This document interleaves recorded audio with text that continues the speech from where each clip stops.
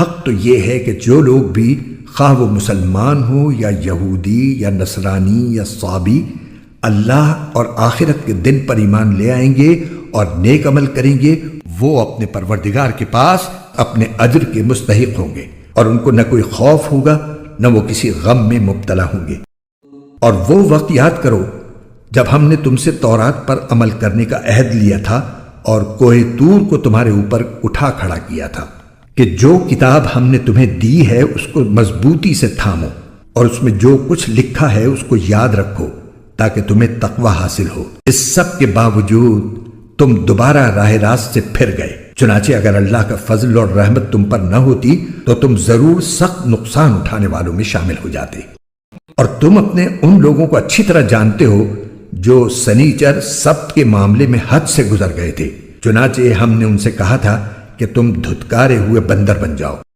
پھر ہم نے اس واقعے کو اس زمانے کے اور اس کے بعد کے لوگوں کے لیے عبرت اور ڈرنے والوں کے لیے نصیحت کا سامان بنا دیا۔ اور وہ وقت یاد کرو جب موسیٰ نے اپنی قوم سے کہا تھا کہ اللہ تمہیں حکم دیتا ہے کہ تم ایک گائے ذبح کرو۔ وہ کہنے لگے، کیا آپ ہمارا مذاق بناتے ہیں؟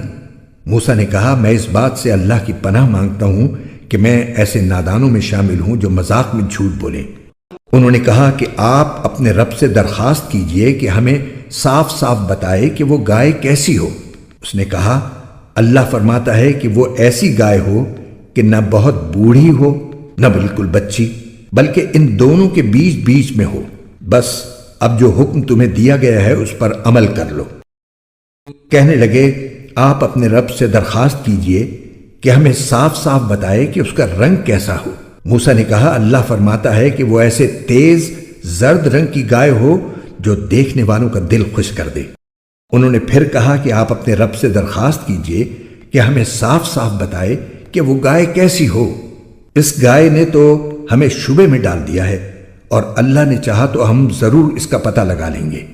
موسیٰ نے کہا، اللہ فرماتا ہے کہ وہ ایسی گائے ہو جو کام میں جٹ کر زمین نہ گاہتی ہو اور نہ کھیتی کو پانی دیتی ہو، پوری طرح صحیح سالم ہو، جس میں کوئی داغ نہ ہو۔ انہوں نے کہا، ہاں اب آپ ٹھیک ٹھیک پتہ لے کر آئے۔